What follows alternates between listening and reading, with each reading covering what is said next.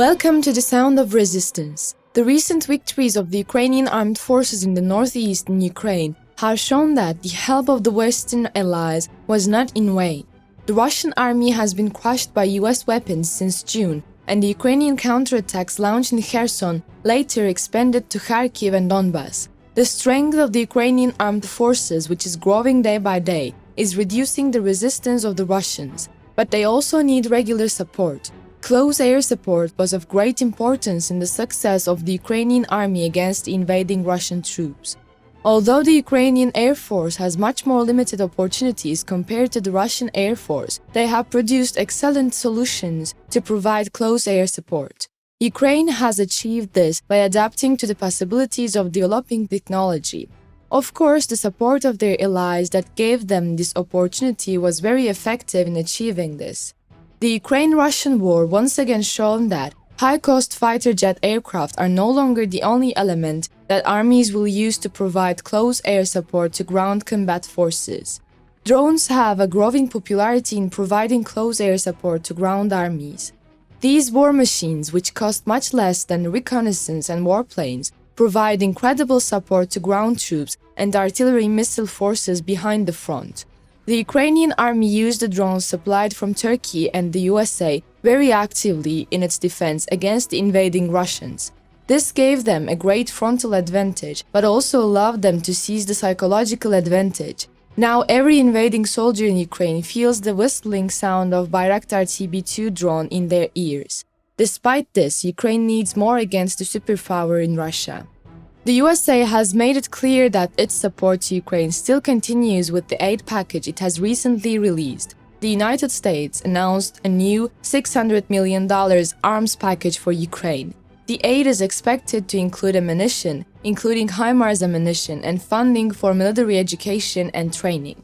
This military aid package came to us with the agreement that a new weapon would be delivered to Ukraine. The USA has signed a contract for Scan Eagle UAVs planned to supply to Ukraine. The US Navy has signed a contract with Boeing to purchase additional Blackjack and Scan Eagle UAVs. The deal was signed with a subsidiary of Boeing Institute for $191 million. By June 2026, 13 RQ-21A Blackjacks and 25 Scan Eagles had been delivered. In August, it was learned that US President Joe Biden authorized the transfer of 15 Scan Eagles to Ukraine. Scan Eagle was built on the basis of the Sea-Scan UAV, a commercial drone designed to monitor fish. The main task of drones is to provide aerial reconnaissance and assist artillery and other military forces in target identification. The endurance of the drone can reach 24 hours, depending on the configuration of the system. The flight range is 100 kilometers.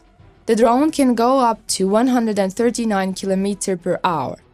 With the dispatch of these unmanned aerial vehicles to the region, it is estimated that the precision of the missile fires of HIMARS will increase. These unmanned aerial vehicles, which can undertake flawless tasks in terms of intelligence gathering, can achieve great things in the hands of Ukrainian engineers who have been using Bayraktar TB2 unmanned aerial vehicles since the first day of the war. This support to the Ukrainian armed forces will make an important contribution as much as HIMARS ammunition. As the US rushed to more arms to fuel Kiev's successful counterattack in the east of the country, the Biden administration announced a new $600 million weapons package to help the Ukrainian military fight Russia. The package will contain more of the same type of ammunition and equipment that helped Ukrainian forces push back Russian forces in the eastern and southern regions.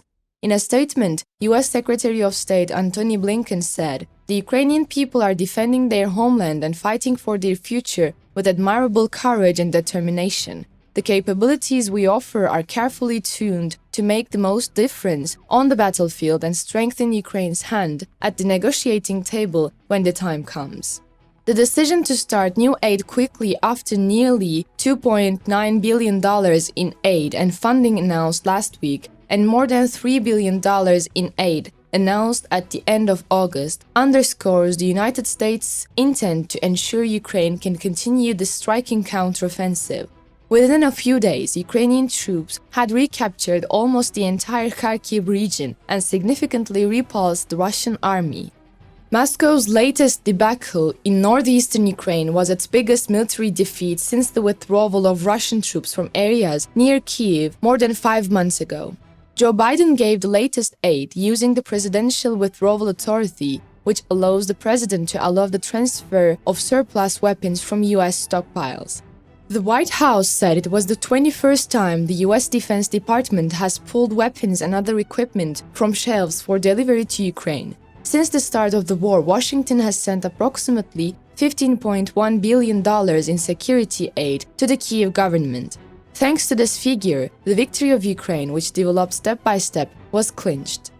It included $2.2 billion in long-term military financing for Ukraine and its 18 neighbors, announced during a Blinken visit to Ukraine last week, and the $675 million weapons package announced by Europe's defense minister Lloyd Austin the same day. Experts said the latest aid package is expected to fund military training as well as include ammunition for howitzers, including higher mobility artillery rocket systems ammunition. Very clear statements are coming from the USA in this regard. The senior US general warned on Sunday that it remains unclear how Russia will respond to recent battlefield setbacks in Ukraine and urged US troops to be more vigilant while visiting a base in Poland assisting Ukraine. The remarks of US Army General Mark Milley, who became Chief of Staff, were a reminder of the risks of intensifying the conflict with the US and NATO allies remotely assisting Ukraine and Kiev's so far successful response. The war is not going very well for Russia at the moment. Therefore, it is up to all of us to maintain a state of high preparedness and alertness, Milley said in a statement in Warsaw after his base visit.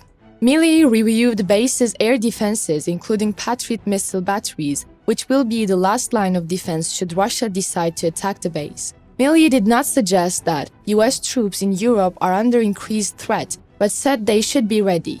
Milley was also briefed on the critical support provided to Ukraine by US forces at the base, including remote maintenance assistance via secure teleconference for billions of dollars in US-provided weapons. Some members of a repair team, about 50 people, showed reporters images of damaged weapons supplied by the US, including the M777 howitzer, long considered out of repair scope in the West. The Ukrainians managed to bring these weapons back into battle thanks to the guidance of the US forces and their manufacturing prowess that has allowed Kiev to reverse engineer spare parts. Since the start of the program in June, more than a dozen teleconference channels have been established with more than 100 Ukrainian people. However, about 7 months after the invasion of Russian forces, priority support is given to M777s and highly mobile artillery rocket systems, which are the center of Ukraine's counterattack. The defeat of Russian President Vladimir Putin's forces in the Kharkiv region of northeastern Ukraine a week ago has drawn unusually strong public criticism from Russian military commentators. For the first time, Putin may be feeling stumped, because the voice of the critics is getting louder day by day and their pessimism is increasing.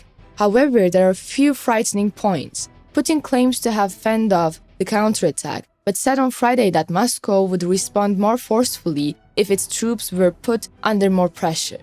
Such repeated threats have raised concerns that at some point it may devolve into small nuclear weapons, chemical warfare, or perhaps mobilize the reserves of Russia, which has nearly 2 million men in military service over the past 5 years. Even if it seems difficult for Putin to convince his people about the military, there are fears that he will resort to nuclear.